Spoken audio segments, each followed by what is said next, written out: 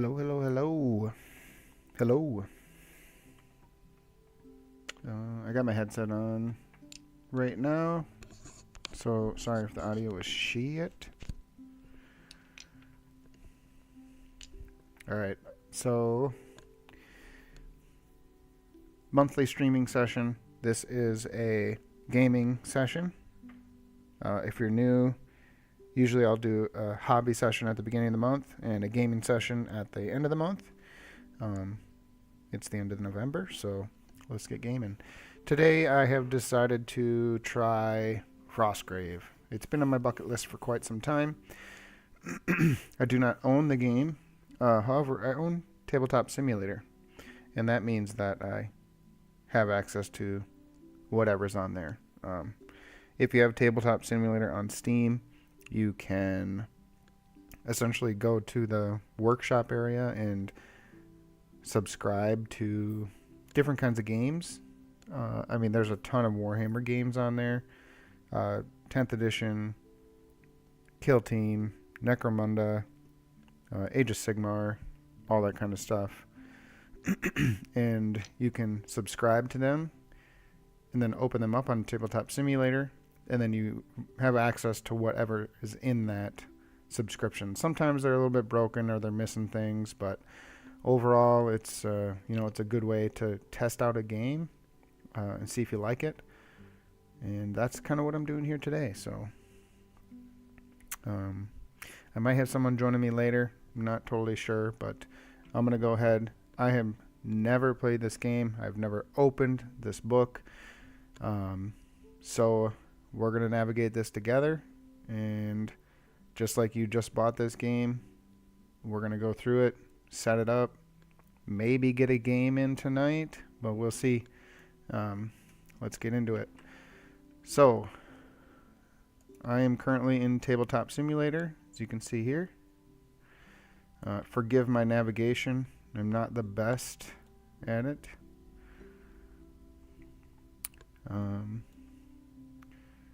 And you can see that we have all kinds of stuff on this table. It looks confusing, and it is. I don't know what half this stuff is. Never played the game. So what we're going to do is pick a side. I think right here is where I'll be. And we'll go over and read the rules. And I do want to bring this up on the screen. So what you need to play. Let's see. It starts on page 13.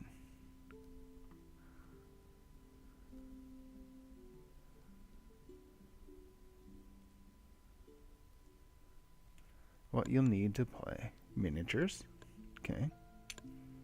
Of course. Dice. We've got that. We've got a table. It's 2 foot by 2 foot table. It's pretty common. Terrain. There is terrain on this. I don't know how to access it, so we'll figure that out. The wizard sheet. What is this? So, in the back of the book, you'll find a copy of what the wizard sheet, which is used to keep track of your wizard and warband. Each player will need a copy of this sheet. You can either photocopy the sheet from the back of the page, okay, or you can download a copy from Osprey Games. That looks like their website. And there's some fan-created ones, I guess, custom ones. Cool. Hopefully there are some on this table.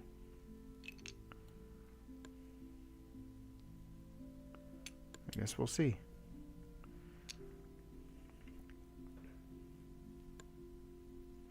Creating a wizard.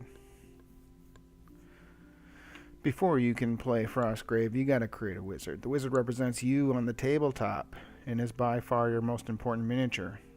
All your other miniatures are really just there in support of the wizard. Excellent. To create a wizard, you will want to have a copy of the wizard sheet, which we just discussed. It's in the back of the book or on the website. It has spaces for all the important information about your wizard and their warband. that you will need during the game. First decision is giving it a name.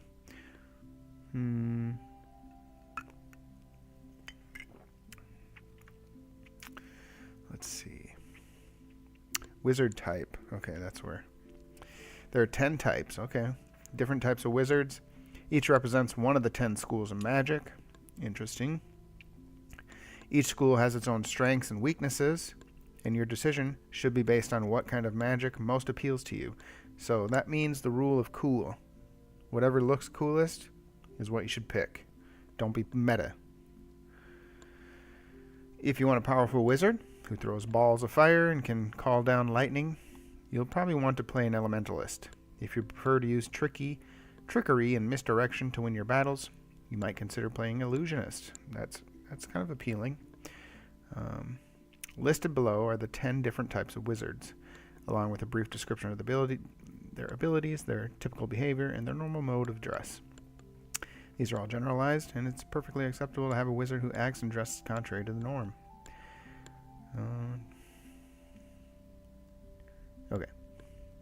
Wizard types. Chronomancer. What is this? Uses magic to manipulate time itself. Okay. As the youngest branch of magic, it is less developed and less understood than any others, and thus potentially the most dangerous. Chronomancers tend to be gamblers and risk takers, those who prefer a quick path to power. They have no specific style of dress, although they tend to like outfits that project a sense of power and often carry an intimidating weapon, even if they have little skill in using it. Given the powers they wield, chronomancers are just as likely to appear ancient as eternally youthful, and some may display elements of both, such as a young face on an old body. Also known as time riders, symbols are hourglasses and wheels. Aligned, +2. Elementalists, necromancers, and soothsayers. So I'm guessing the +2, 4, and 6 are some kind of modifier for a roll, but we'll find that out. Elementalist, earth, water, wind, fire.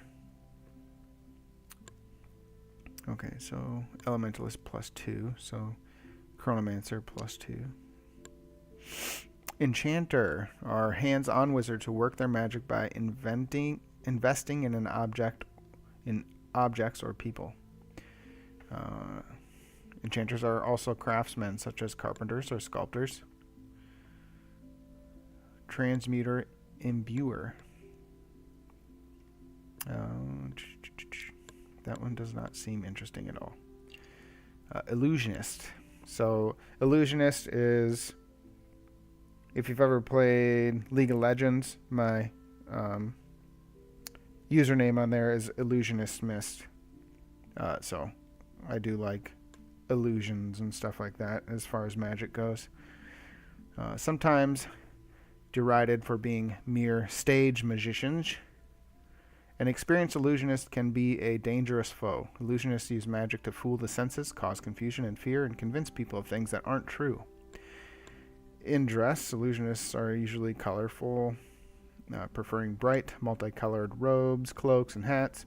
They rarely carry weapons and other magical equipment openly, preferring to produce these items out of thin air as and when they are needed. Conjurers, prestidigitators, hopefully I said that right, mirrors and rainbows. Okay. Oop. Yep. Necromancers, another favorite, although I don't think I'll be doing that in this one since I played Death Wizards also, and that's just pure necromancers. So, study the magic associated with death, as well as the creation and control of undead creatures such as zombies and animated skeletons. They generally wear dark colors, mostly commonly black, tend to have a sickly, unhealthy appearance. While necromancers are not necessarily evil, there are few that have delved deeply into this school of magic without giving into its corrupting influences. Death Mage. That's got to be the coolest name, for sure.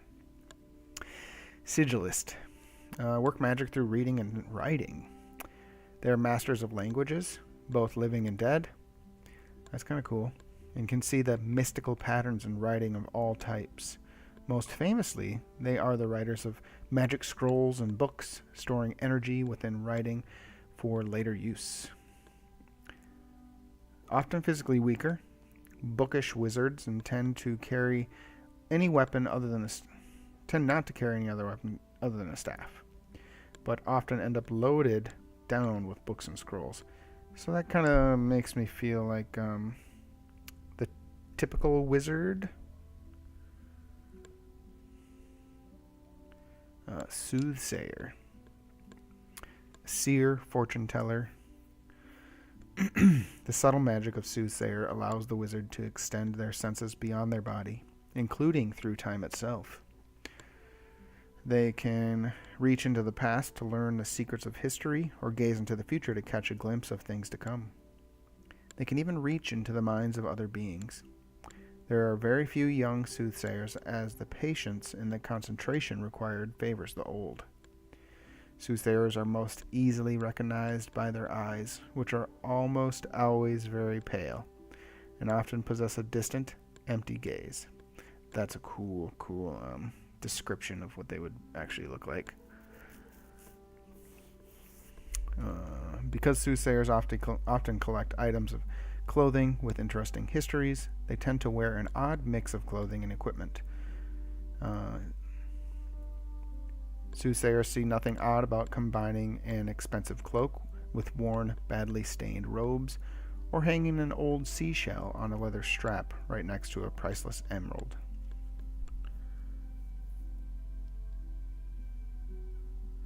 Summoner. This one might be interesting too. Demonologist. Is it summoning demons only? They work their magic by opening doorways to different planes of existence. This is usually to bring forth creatures from other planes to use as servants. Although this is not the limit of this school of magic, it is perhaps worth mentioning that the term demon refers to any being from another plane of existence. Okay. Demons are not all necessarily evil, nor do they all have horns or hooves. That said, demons are rarely happy about being summoned, and the life of a summoner is a dangerous one. Interesting. Pentagrams. Okay.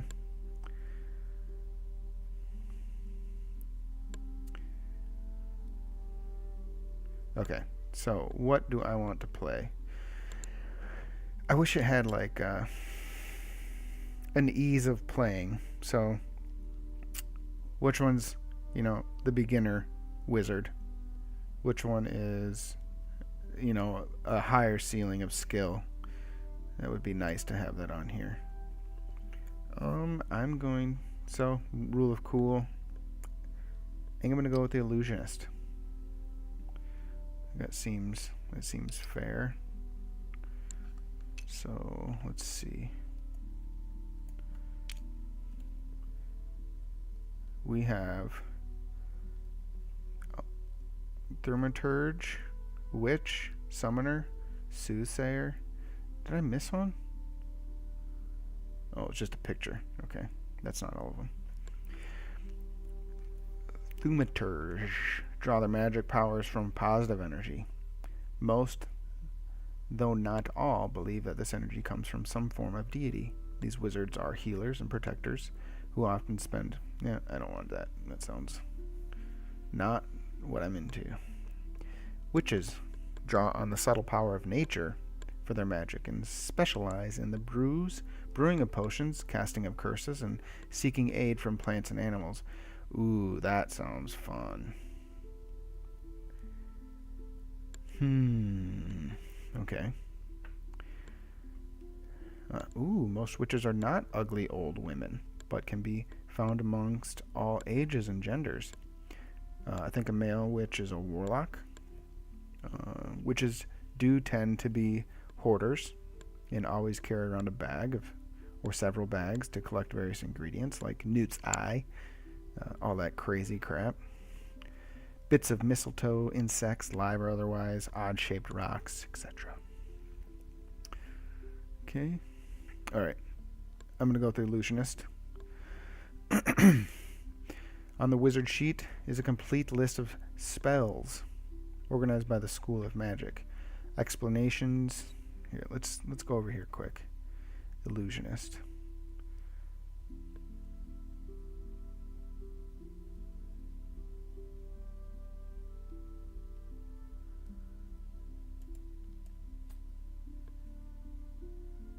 Set that on the table.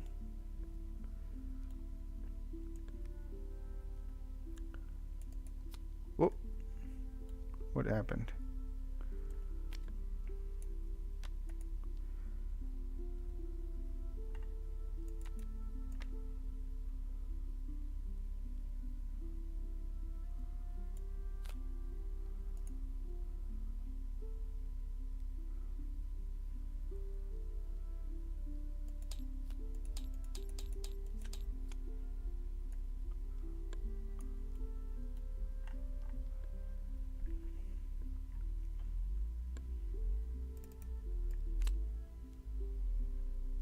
No, I want to pick up the whole deck.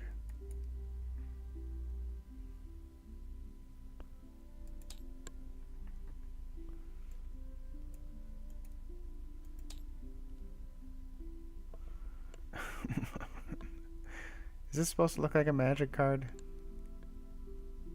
Magic the Gathering? Is it supposed to look like that?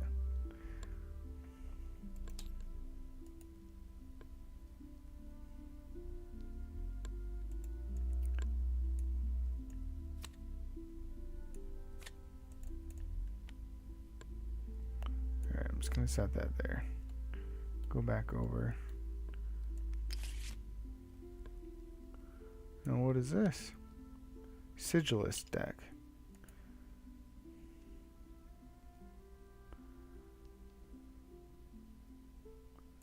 Search. Illusionist. Why does it have all the other decks in here if it's Illusionist?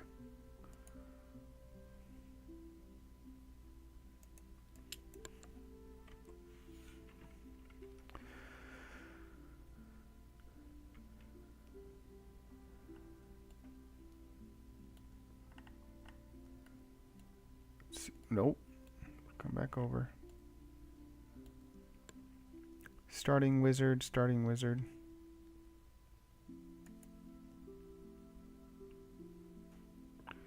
Okay. Which one looks like a illusionist? These are all Hero Forge for sure.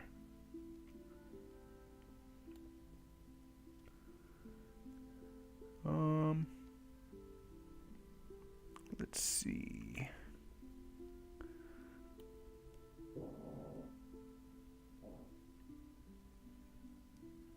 That's a witch, obviously.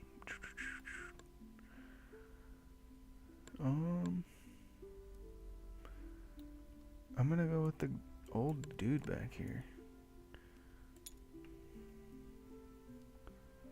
Okay.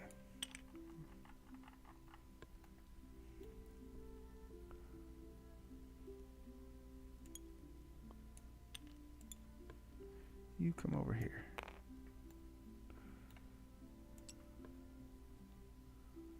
Standard soldiers and specialists. Okay. What are these? Enchanter spells. Illusionist spells. Alright. Counting treasure.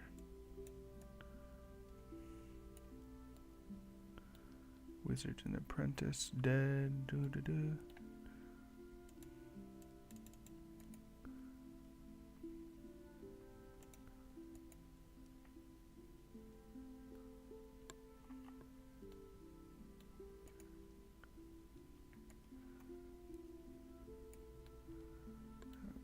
So there's two spots over here. Let's see if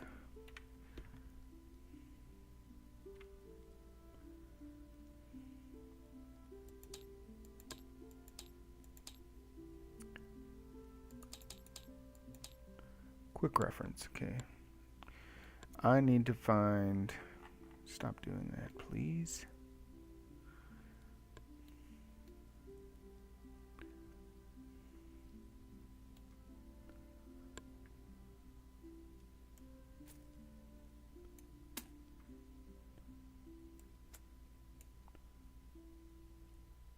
Bye bye.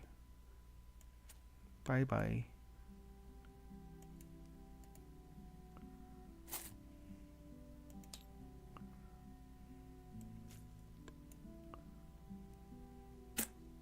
There we go.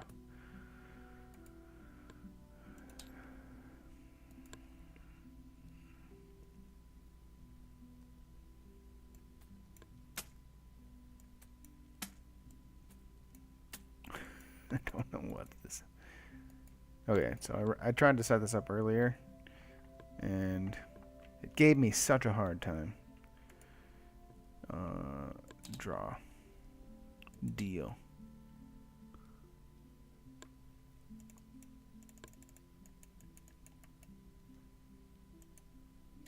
It's like all these terrain bits are locked. I can't do anything when I set them out. So I'll just drag this out. Okay, that one works fine. So what's up with this dude? Just in the way.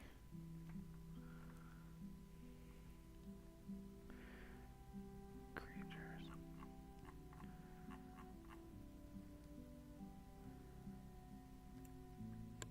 Let's pull this bad boy out. Move that tree. Okay. We'll try to do this one.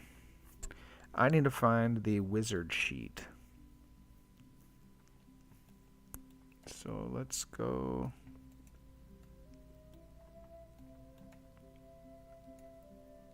Click that. Get rid of that.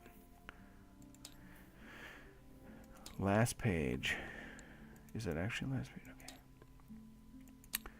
Wizard sheet.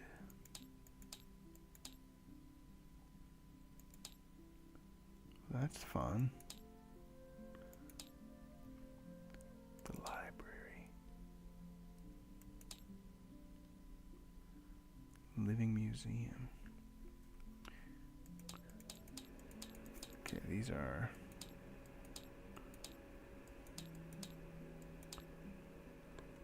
Oh.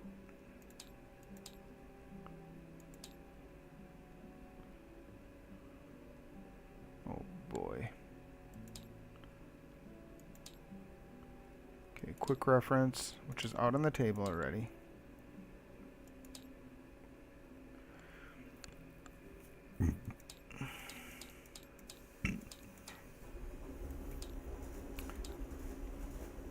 Wizard sheet.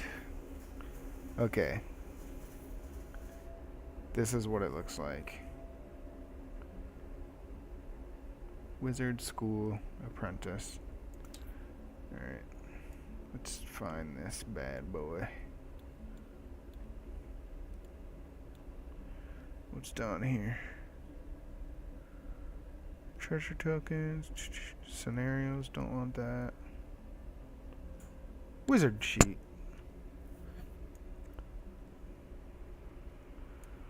That was fast. Can I edit this?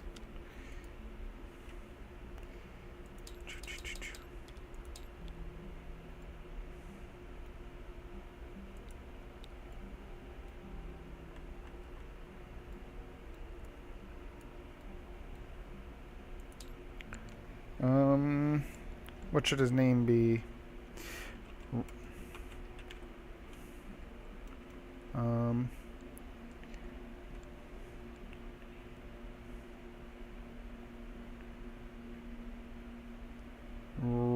I'm just gonna go with Roger. School illusionist. MFSAWH. Alright, so now we need to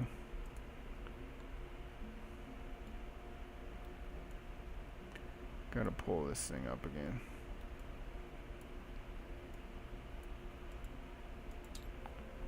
Alright, let's go back.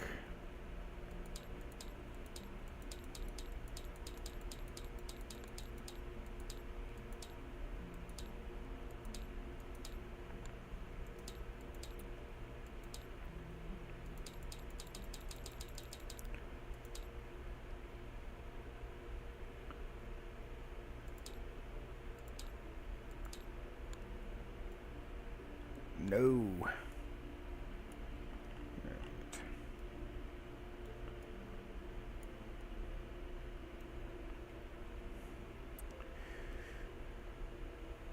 Okay, choosing spells. On the wizard sheet is a complete list of spells organized by the School of Magic. Explanations of these spells can be found in Chapter 4, Spells, page 108. All new wizards begin knowing 8 spells, which can be selected from the list, with the following limitations. 3 spells must come from the wizard's own School of Magic. 1 spell must come from each of the 3 aligned schools of magic. Okay, so that's 6 spells.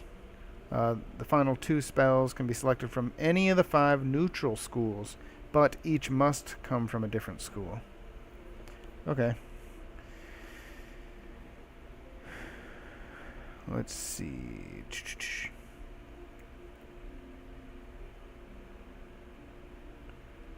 The final 2 can be selected from any of the 5 neutral schools. What if I don't want to do that? So all starting wizards should have 3 spells from their own school, 1 each from 5 other schools. Starting wizard may never have a spell from their opposing school, though these can be learned later. When a spell is selected, write in its casting number in the space next to it on the wizard sheet. Okay.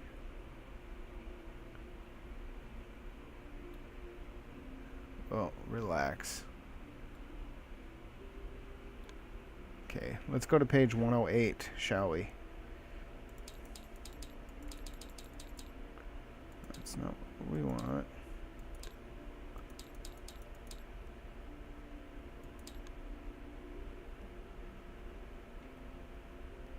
Spells. Note on definitions. Remember when reading these spells that the term spellcaster applies to either the wizard or apprentice. A few spells, such as absorb knowledge, may only be cast by wizards. Okay, and we want to go to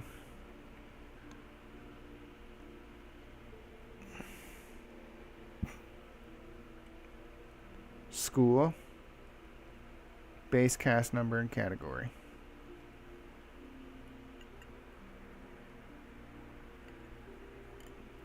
Area effect, line of sight, out of game.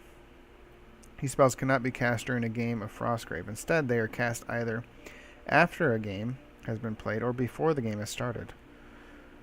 Huh. Interesting. Self only and touch. Okay. The spells. Oh, goodness. These are alphabetical and not... Oh, my gosh.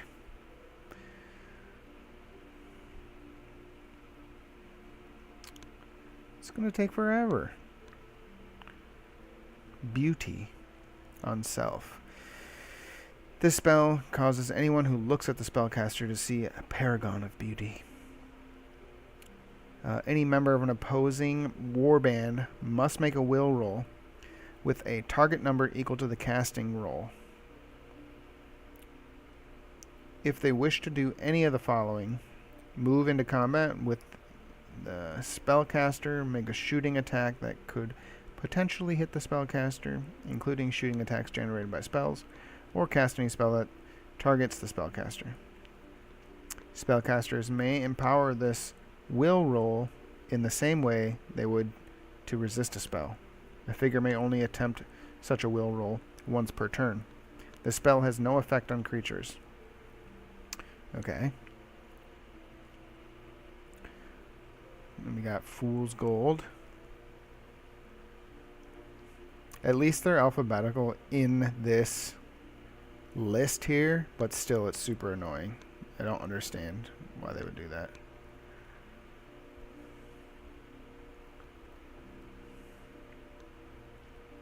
F. Fool's Gold. It's a line of sight spell. This spell may only be cast on figures carrying a treasure token. That figure must make an immediate will roll with a target number equal to the casting roll. If it fails, the spellcaster may take the treasure token from the figure and move it up to 4 inches in any direction, provided the final spot is within line of sight of the spellcaster. That seems decent. Glow. A brightly glowing light surrounds the target figure. For the rest of the game, all shooting attacks against the figure from any source are at +3. Okay, I'm going to do that one for sure. That's 1. That is a 10. Do we need to write that in?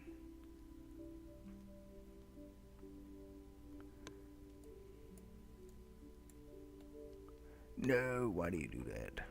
Oh, it's probably my mouse. My mouse is jacked up. I need a new mouse. So it's 10.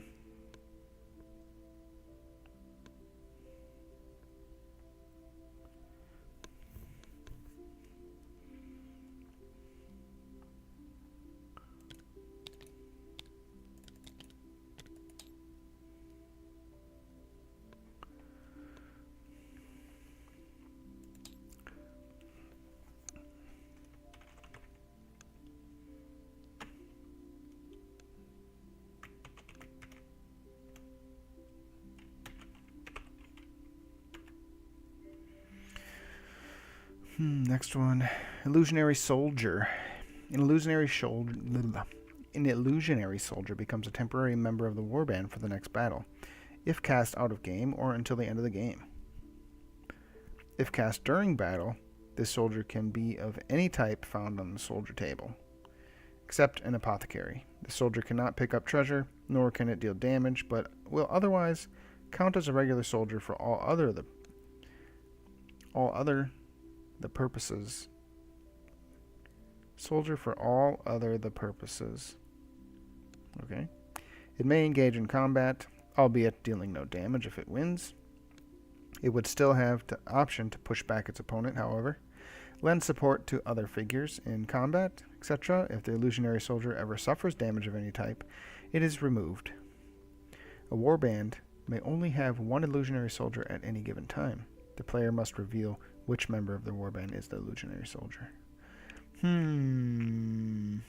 Seems like it costs a lot, but maybe wouldn't be that great. I don't know. Invisibility.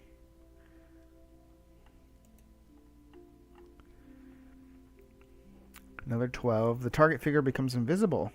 No figure may move into combat with the invisible figure, nor target it with any attack or spell, although it may still be affected by area of effects, such as the blast radius of a grenade spell.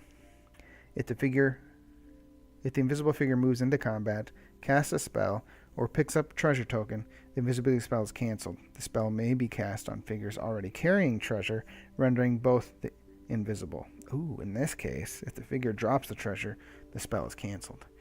Okay, I'm definitely taking that one. That one sounds good.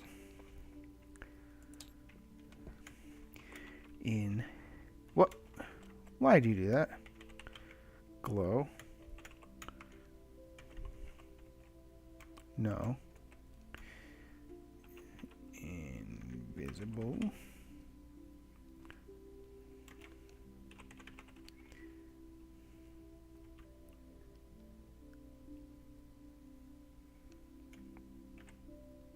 Touch. That's a 12. Okay. Monstrous form.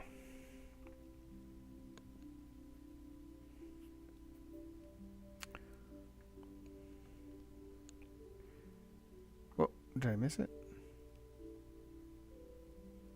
Mind control. Okay. Mind lock. Miraculous cure. Mud. What the heck, man?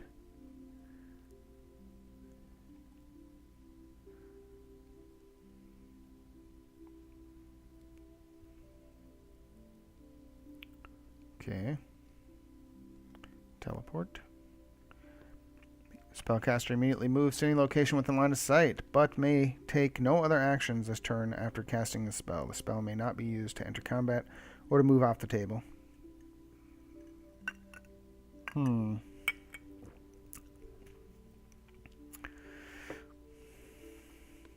Transpose. This spell switches the position of two figures on the table. The two figures being transposed must both be within line of sight of the spellcaster and within 12 inches of one another. Spellcaster may cast Transpose to switch themselves with another figure. Members of opposing warbands are eligible targets for being transposed, but may make a will roll with a target number equal to the casting roll to attempt to resist the spell. If successful, the spell is cancelled and no figures are moved. Friendly figures and uncontrolled creatures will not make such will rolls. That seems kind of good too.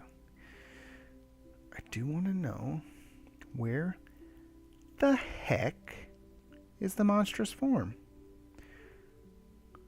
Okay.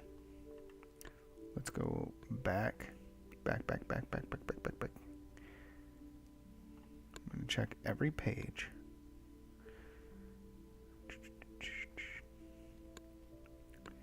Awareness, banish, beauty. Blue potion, bridge, call storm, circle of protection, control animal, control demon, control construct, control, destroy undead.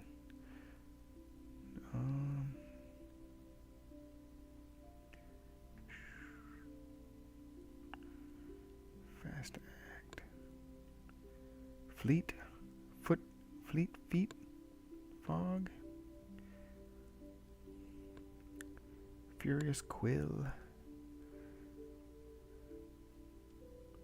What the heck, man? Am I skipping a page? 27. Okay. Alright. I'm going to do Transpose then. If I can't have even look at monstrous form. Transpose is a LOS, short for line of sight, and it is a 12. Okay. And now we need to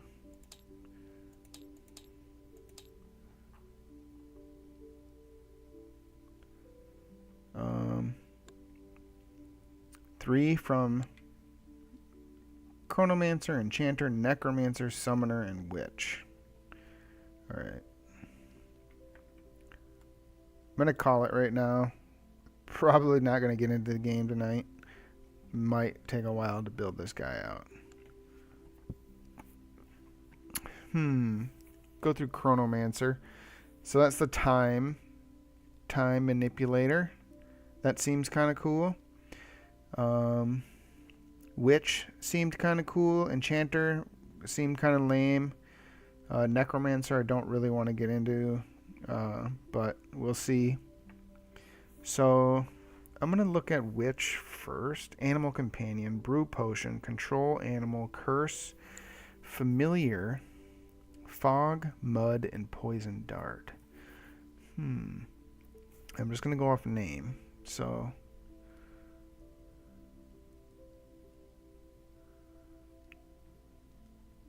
oh, wait. Wait.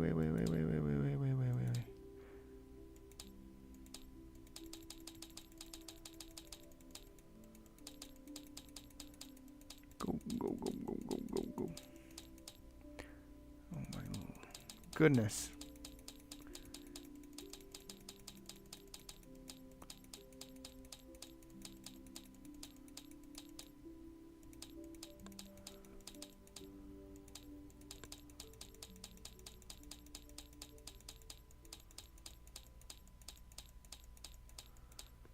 I gotta sneeze, hold on. Hopefully that wasn't too loud. Okay. Where is it?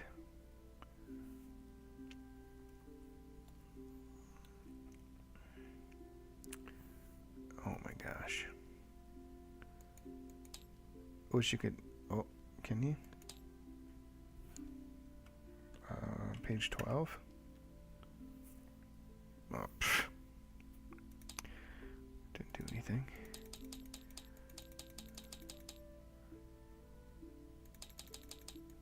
Choosing spells. There we go. Okay, 3 spells must come from the wizard's own school of magic. 1 spell must come from each of the 3 aligned. Okay. And then final 2 spells can come from the neutral. Okay, so that would be...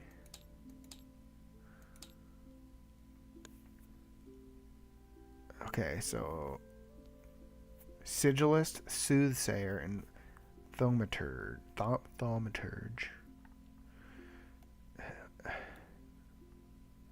Power word, we got push. Sigilist seemed kind of cool. Soothsayer. Mind control. Ooh. That might be kind of cool. Okay, I'm not even going to read the descriptions of what these do. I'm just going to pick them based on the name.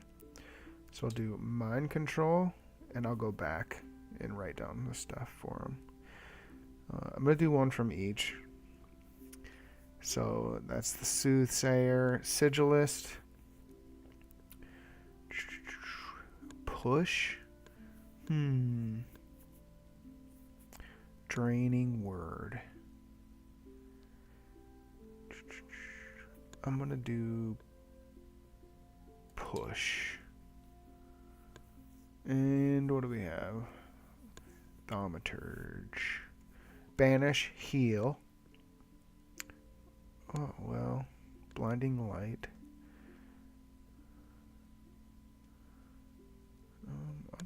I'll do heal. Why not?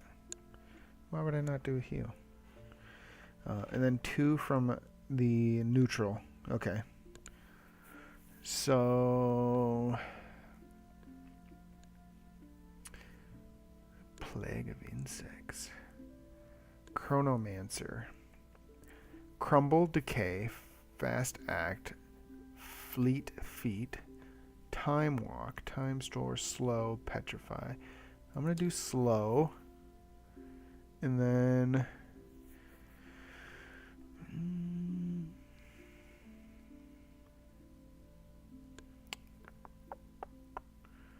Necromancer, let's see what you got. Control undead, raise zombie.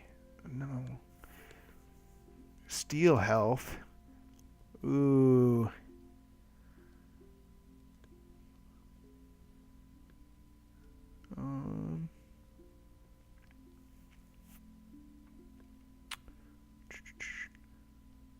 Do curse.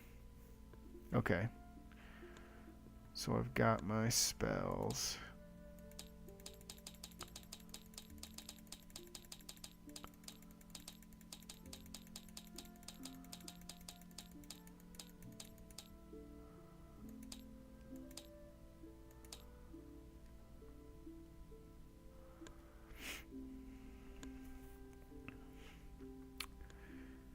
We got slow, push, mind control, heal, curse. Is that 1, 2, 3, 4, 5, 6, 7, 8? Okay. Curse.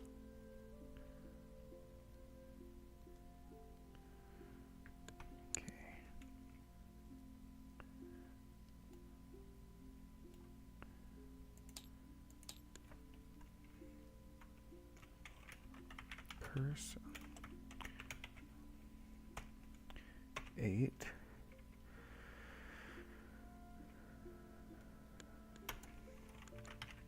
Heal.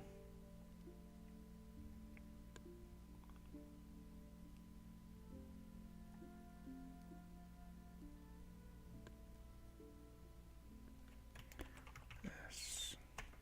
It's also 8.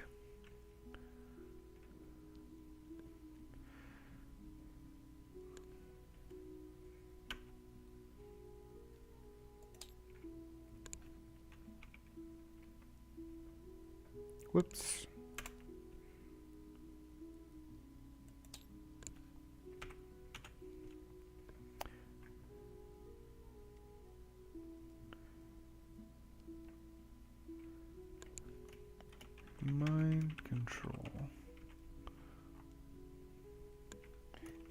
rest. 12.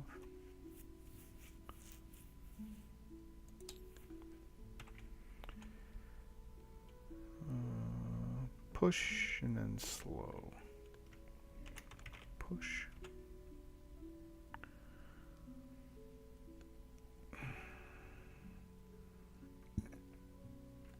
LS. 8.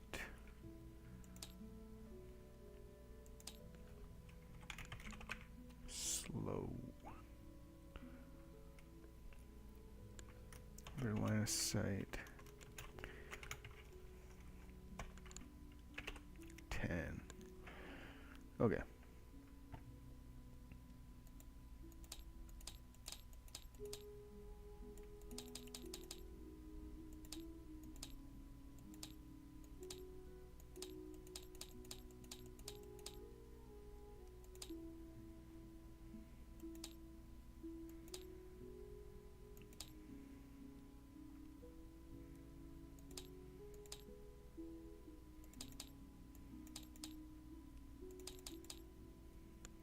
That far.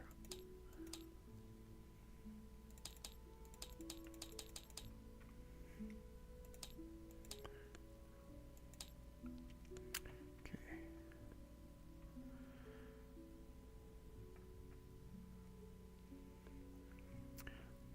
When a spell is selected, write its casting number in the space next to it on the wizard sheet.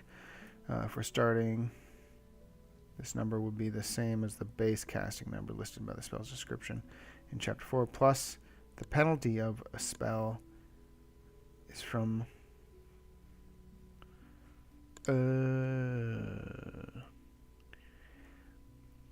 listed in the spell's description. Example, an elementalist spell being attempted by a soothsayer would have a casting number equal to the spell's base number plus 4.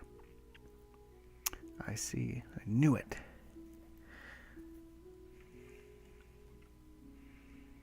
Okay, so that would be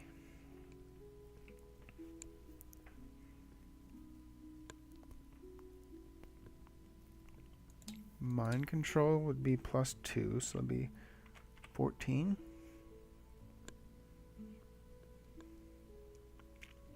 And push, I believe it's also my aligned, and the rest would be a plus 4. So speed 12. Slow would be 14, not 114.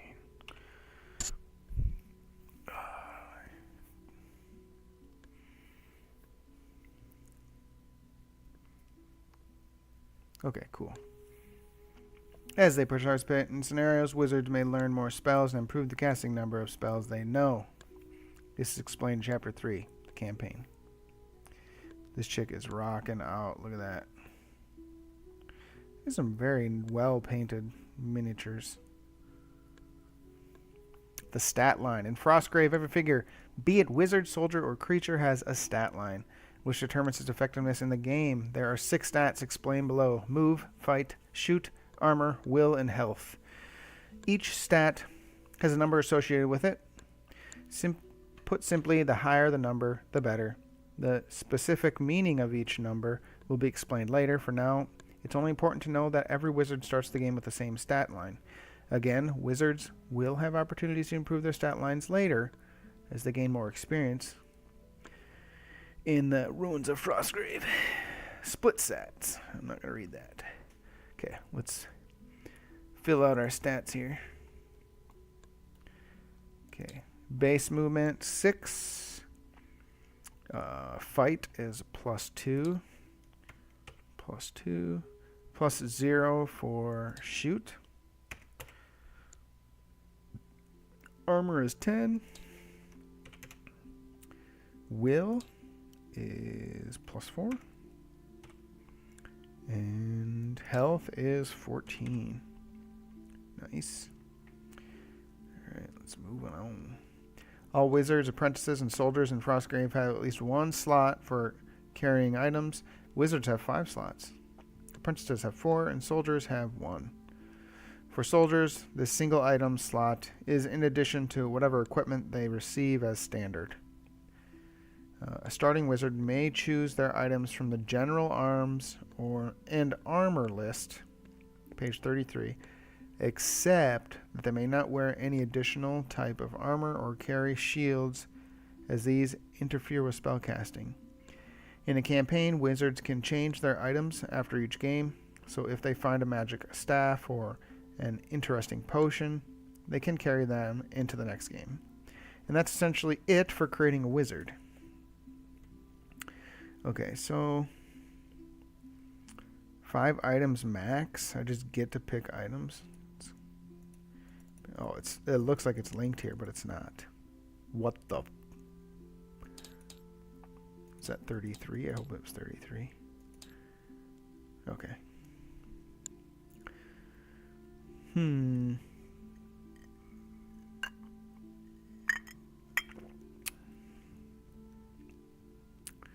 Unarmed.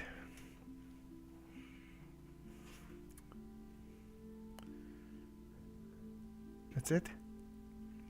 Okay.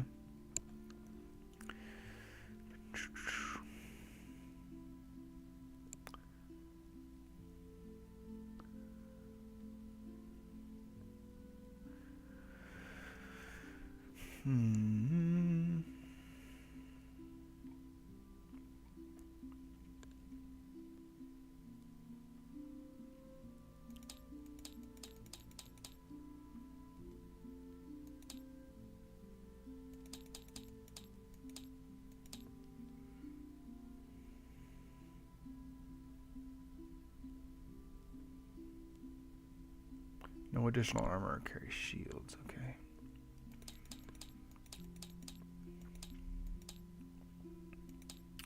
No armor or shields. Dagger. This is a knife or other small weapons such as light club. Daggers have a -1 damage modifier. The first dagger carried by a figure does not take up an item slot. So a wizard can carry a dagger plus up to 5 other items. Okay, then why not take a dagger?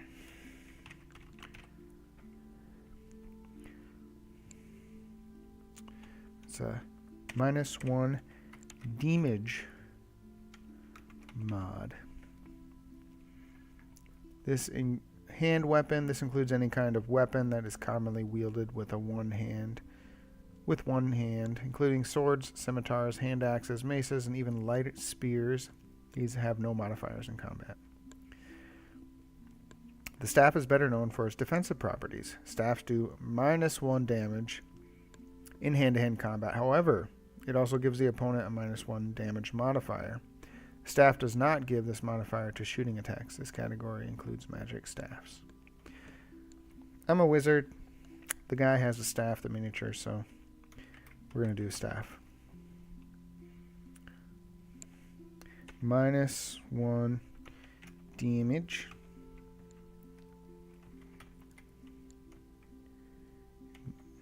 Me and enemy.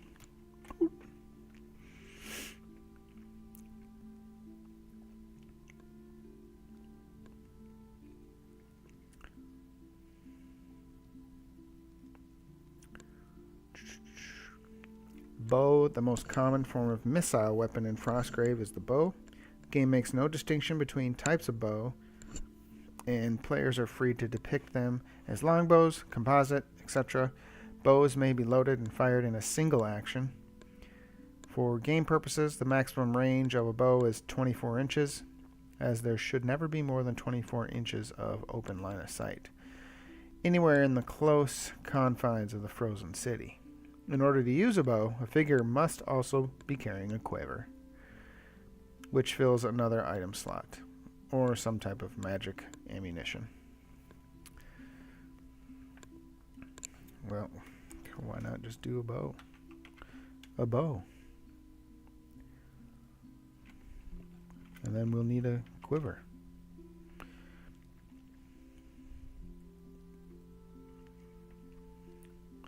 And I can't have any of the other stuff, so let's just do that.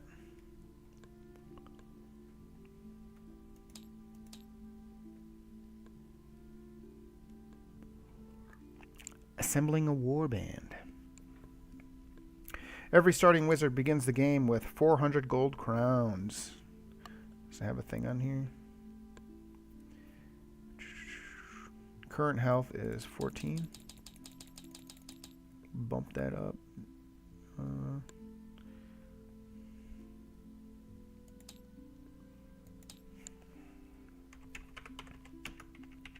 400 GC, which they can use to hire followers to aid their treasure hunts. Generally, a warband consists of a maximum of 10 figures, a wizard, an apprentice, and 8 soldiers, although there are few rules that allow for additional warband members. Spellcasters. The term spellcasters used throughout this book to refer collectively to all wizards and apprentices. Okay. The apprentice costs 100 gold crowns for a newly created wizard to hire an apprentice. While it's not strictly necessary for a wizard to have an apprentice, it would be both unusual and probably unwise to go without. Apprentices offer a huge degree of tactical flexibility and are the only way to have a second spellcaster in the warband. Also note, not having an apprentice does not increase the number of soldiers a wizard is allowed to have in their warband. Apprentice stats. Apprentices are a special case when it comes to their stat line. Instead of having a fixed stat line, as do other characters, an apprentice generates their stat line as a function of the wizard's stat line. Essentially, the apprentice is learning their trade from the wizard. If the wizard is good at something, the apprentice will be too. As the wizard gets better, so too will the apprentice. To determine your apprentice's stat line, subtract 2 from your wizard's fight, will, and health stats. An apprentice's stat line will always be based on the wizard's actual stat, the first number in any split stat, and never on their current effective stat. Oh, that's a nice breakdown right there. So this would be 6. So plus 0 for the fight. A plus 0 for the shoot. 10 for A. I can't remember what that was. Plus 2 for will and 12 for health. Okay. 6, 0, 0, 10, 2, 12. Okay. Current health for him is 12.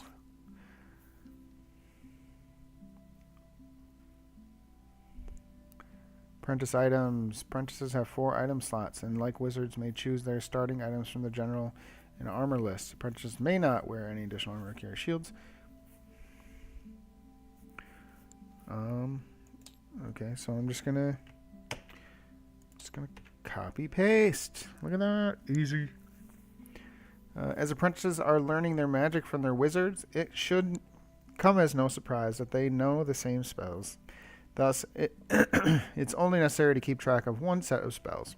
However, because the apprentice is still learning, and because secretive wizards rarely share all the information in their mystical libraries, even with their own apprentices, these young spellcasters are less proficient at casting the spells. In game terms, apprentices use the same casting numbers as their wizard, but with a -2 to every roll to cast a spell. Okay. Makes it easy.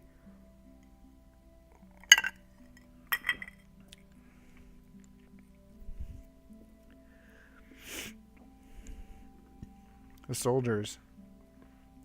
With the rediscovery of Frostgrave, several boom towns have formed around the outskirts of the city. These rough, lawless places teem with men and women hoping to join a wizard and find riches in the ruins. While many of these individuals have no actual combat training, they are all generally referred to as soldiers, at least by wizards, who rarely have much interest in the martial arts.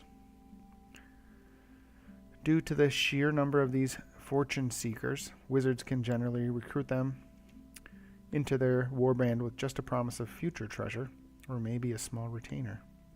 Soldiers that do possess high levels of training or specific skills are called specialist soldiers. These soldiers require larger retainers and positions of authority within a warband. Each wizard may recruit up to 8 soldiers to join the warband, of which a maximum of 4 can be specialists. To recruit a soldier, the wizard simply pays the retainer cost given on the table below. A few soldiers are free, meaning that no retainer is necessary to recruit them. Thus, a wizard should always be able to field a full warband for a game. Warhound.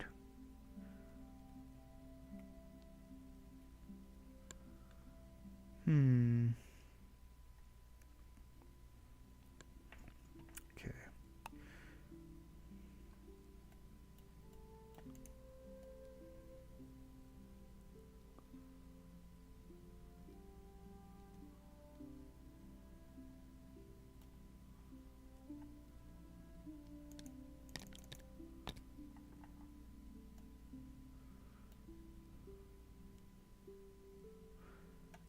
Soldier shits. No, don't fall.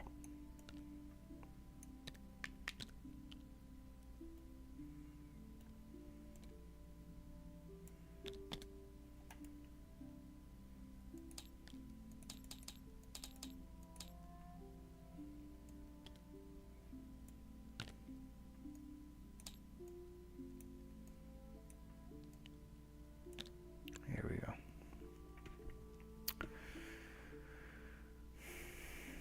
Okay, they have fixed stats. Their stats never increase except through magic or the use of magic items.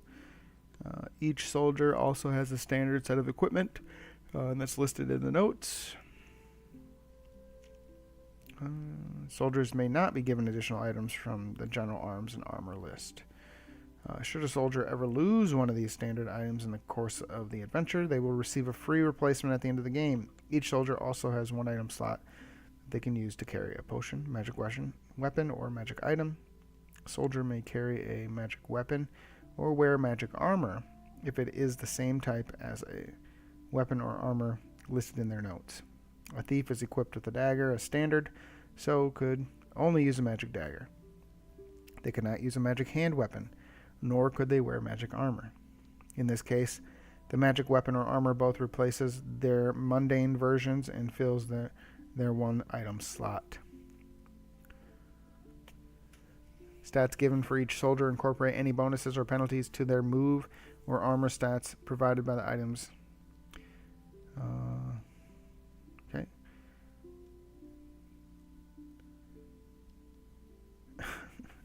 You can give them names, but don't get attached. So I'm gonna do. Okay, so I've got. I spent 100 for my apprentice, whose name is Charles. And then I'm going to spend another 50 for an infantryman. So bring me to 250.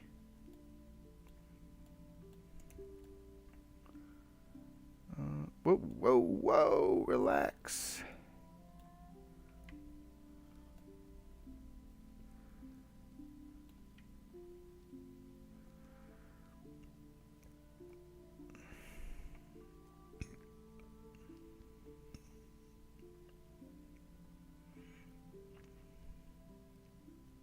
Apothecary, standard soldier.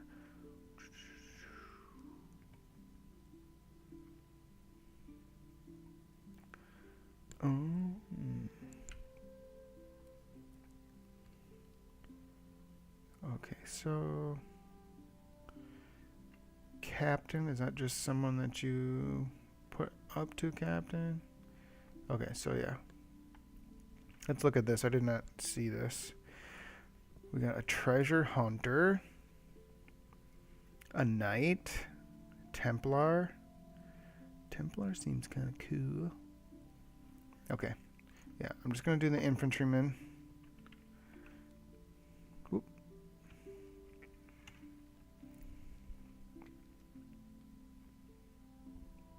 Okay. I'm just going to go on here. Thing 1.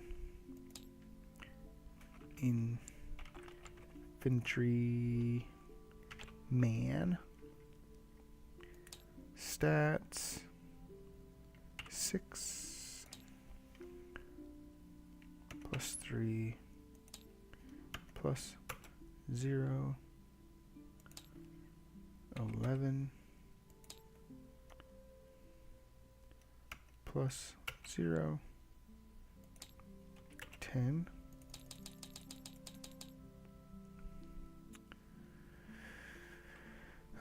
two-handed weapon and light armor. Okay, those are already accounted for. Okay, so two-handed light armor.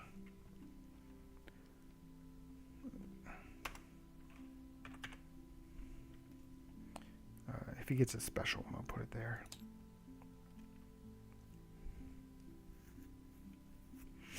Okay. Bart. Jim. I'm just gonna do thugs and thieves. A thug. Another thug. Then this one will do a thief. And another thief. It's 1, 2, 3, 4, 5.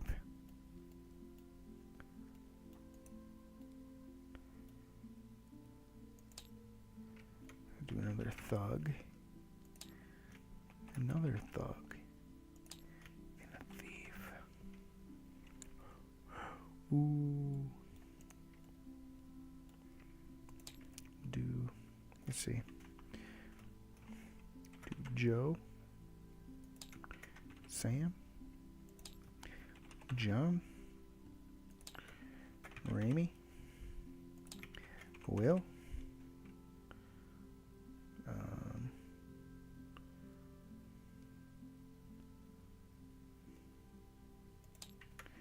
Brandon.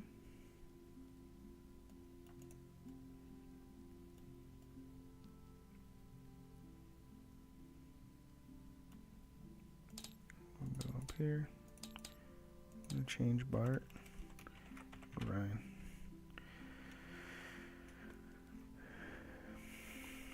All right, thugs.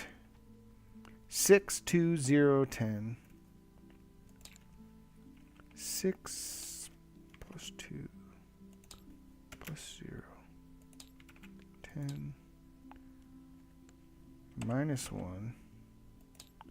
10.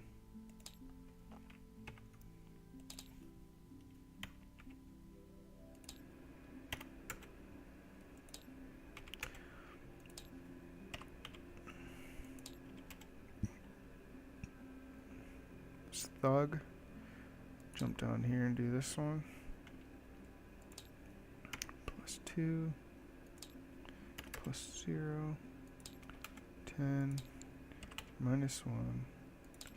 10. 6. What is that? 6. Plus 2. Plus 0. Whoop.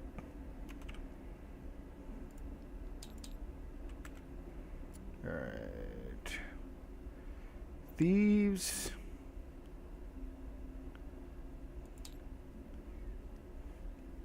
It's 7 plus 1 plus 0.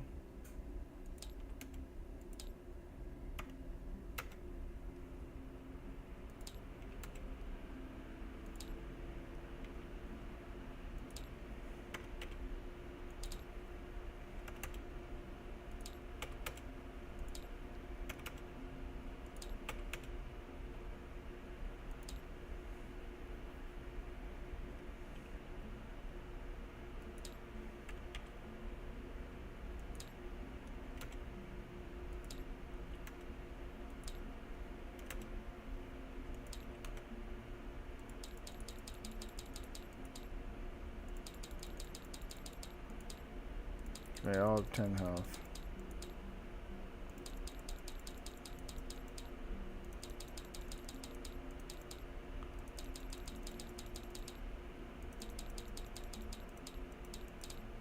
Nope, not 11. Okay, items for Thug are hand weapon.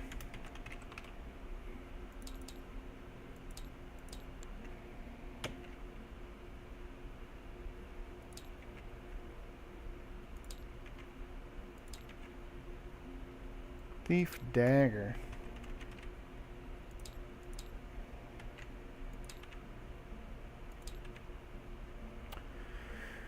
All right.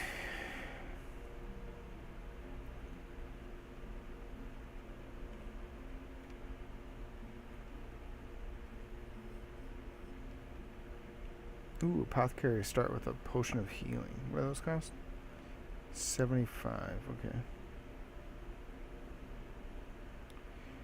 Creatures and warbands. I don't have creatures, so I'm just going to skip that. Chapter 2, playing the game. Okay.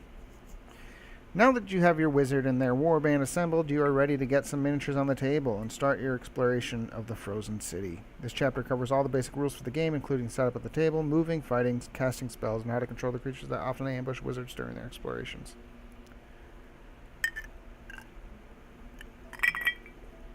Set up the table. Easiest way to do this is to turn to the Chapter 5 scenarios. Select a scenario, either by rolling randomly or simply agreeing with your opponent which one to play. This will tell you how to set up the terrain, where and how to place treasures, what kind of creatures might be wandering around, what special rules, if any, are in effect. Okay, let's see here.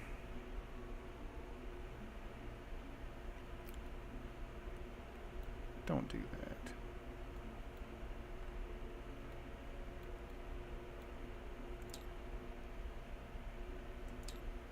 The Well of Dreams and Sorrow. Why? There have been reports of a well somewhere in the city that grants visions of the future. Setup. Requires a well. Place a well in the middle of the table. The rest of the table should be crowded with terrain as per a standard game of Frostgrave.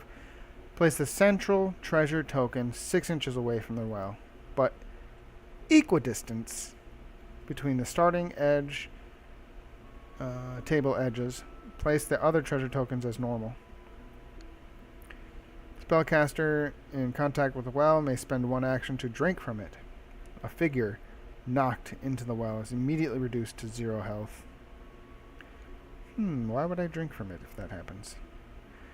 The central treasure grants no special bonus. In this scenario, it is treated just like a normal treasure token. Experience points are gained as normal for this scenario with the following additions. Plus 50 if the wizard drinks from the well. Plus 30 if the apprentice drinks from the well. The mausoleum. Okay, these are all... Okay. We'll do that one. As long as we can find the wells. Stop that. Delete. Let's do search.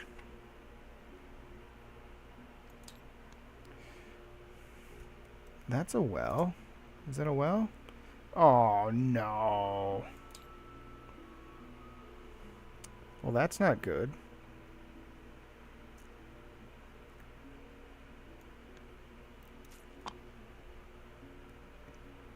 Let's see.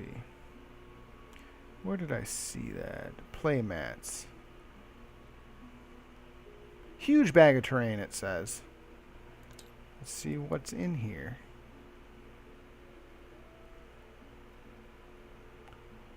Search. Rubble, large terrain, walls, broken bits, furniture, stairs, natural terrain, outside dressing. Let's see what's in here. There's a well. Look at that. A simple little well. Throw that in there. Well, before we get carried away, do we need a playmat? 2x2 playmat. Oh no! Why you do that? None of them. Okay. So this is trash. Let's see.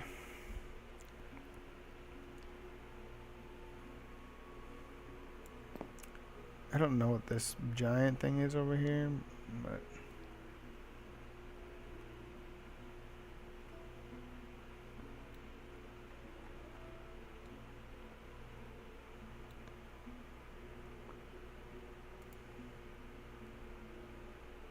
search.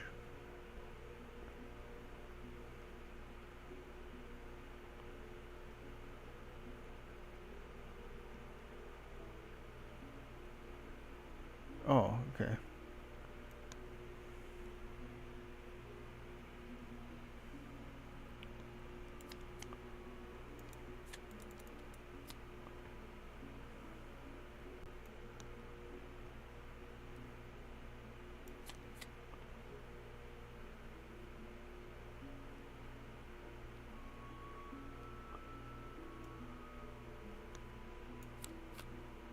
Those are my three, right? Visibility, transpose, and glow. Okay.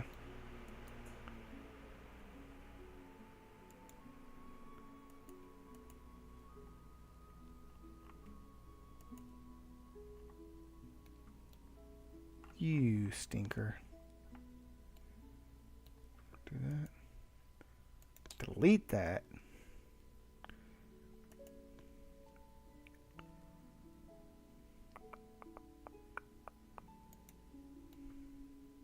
What's going on back here?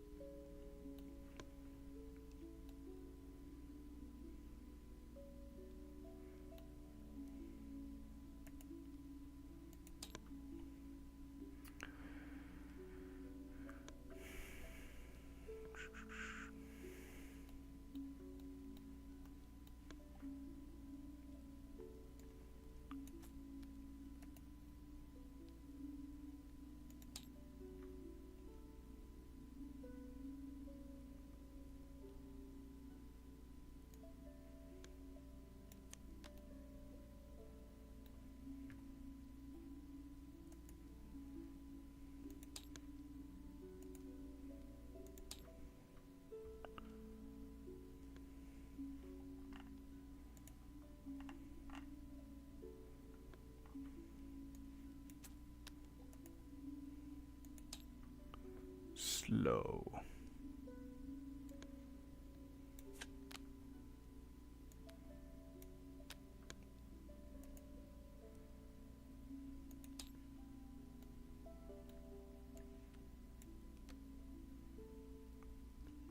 Don't heal. Okay, yes I did. I did. Whoa, look at all these. Heal.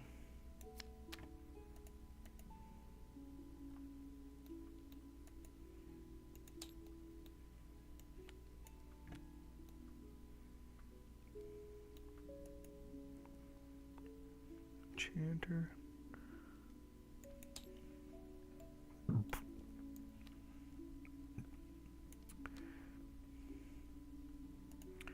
Didn't do anything in Necromancer either.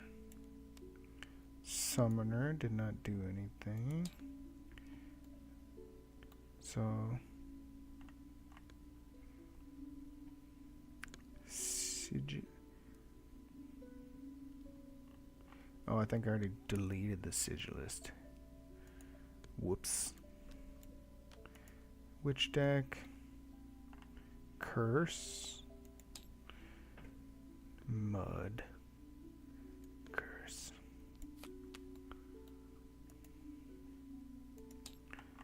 Let's see. There's nothing in there. Delete.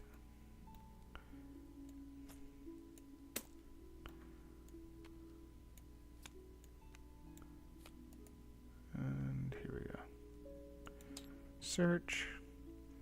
Absorb, no. Push. There we go.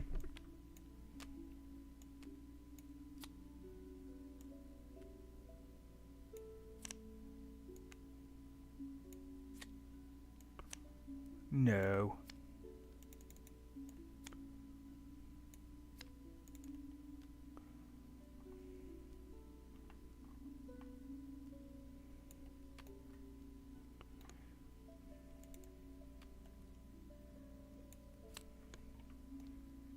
What are these? Spells? Oh, they're right there. Whatever. Thug.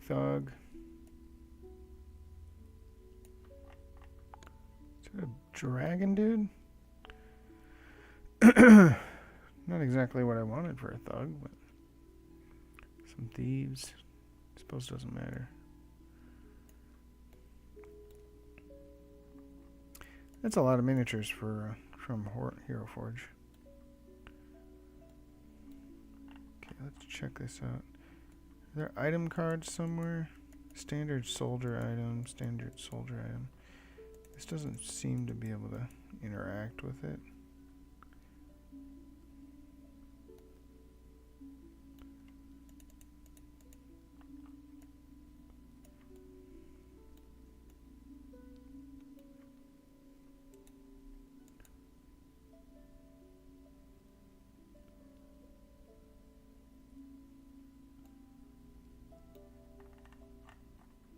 Not purchased. What does that mean? Pick one.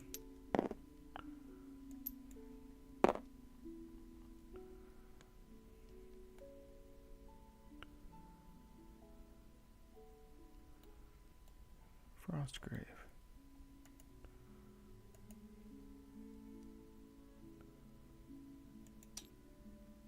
What? Look at that thing. What is this?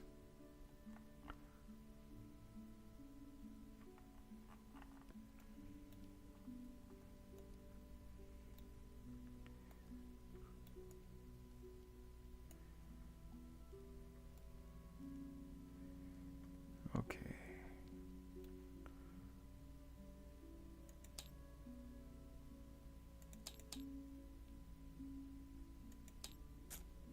Oh. What happened? Oh no.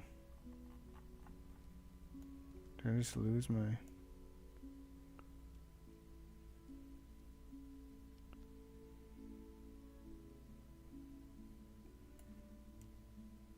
What?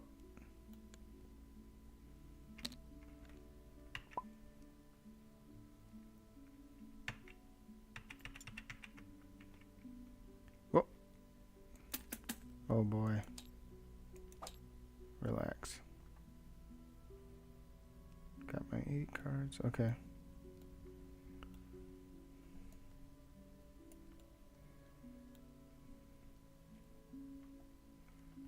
Soldier's Vibrant Table. Lesser potions, greater potions, scrolls, grimoires.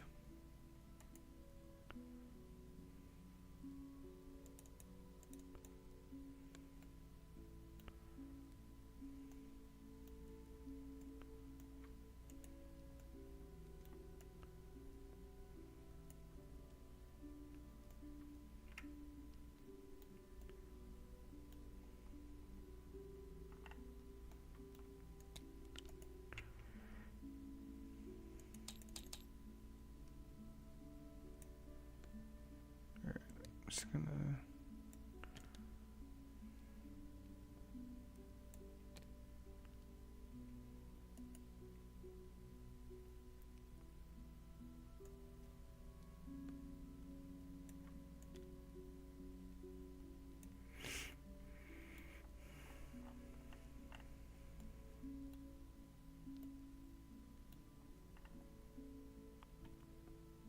See who goes first. Okay.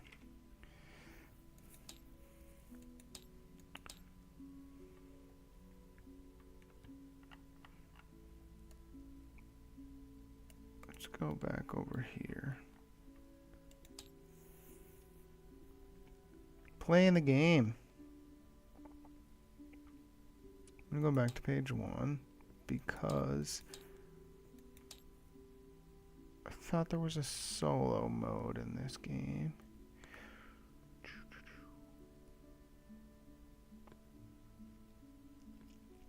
Wizard phase, apprentice phase, soldier phase, creature phase.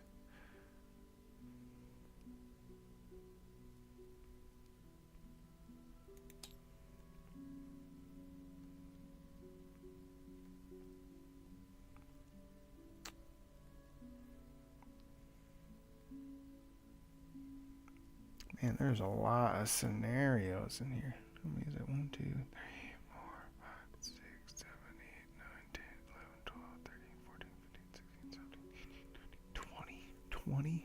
Whoa.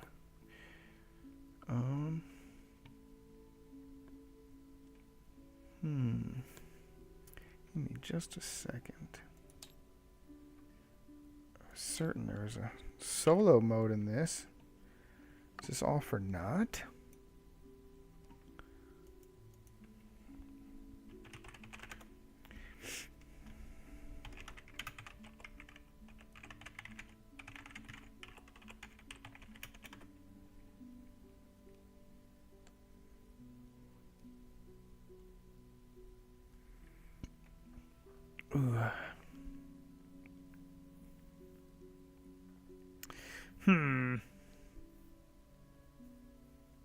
Okay. Let's see. So, Frostgrave is a supplement. Perilous Dark is specifically designed to support solo and cooperative play. It includes full solo campaign and individual solo missions, plus guidance for designing your own solo adventures. There are also community-created solo and co-op scenarios. But can I play solo using the base 2nd edition stuff?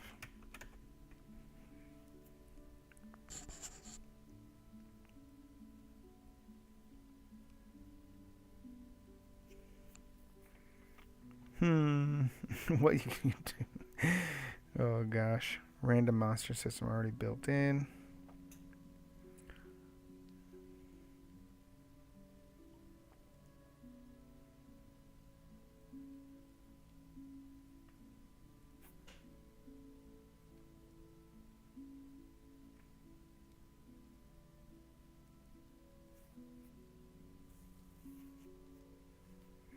All right. That's unfortunate.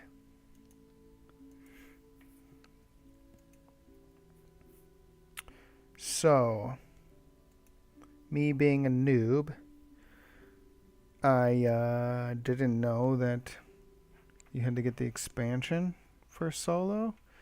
And there are ways to play solo with the main book, which is all I have here. But I'm not going to do that because it's already been an hour and a half of me creating a dude in my warband. So what I'm going to do is I'm going to cut the stream right now and just call it. Next time I'll either have someone with me to play or I'll do a different game and we'll see. Tabletop Simulator is my first time using it for this. I might just go back to my regular table. Not that this will be a regular thing, but you know, I just want to try different games and stuff like that. So, yeah, I mean, unfortunate. I learned how to do a warband. That was cool, and it is fun. Looks like a fun game, but yeah, will not be playing tonight, so I'm not gonna keep moving along with this. So if you were here and watched for a little bit, appreciate it. We're just kind of hanging out, playing games, learning stuff, trying new things, and yeah, like the video if you like it, subscribe if you want to hang around and watch some of my other content and whatnot. But normally we're war games, skirmish games, tabletop RPGs, you know, building, painting terrain.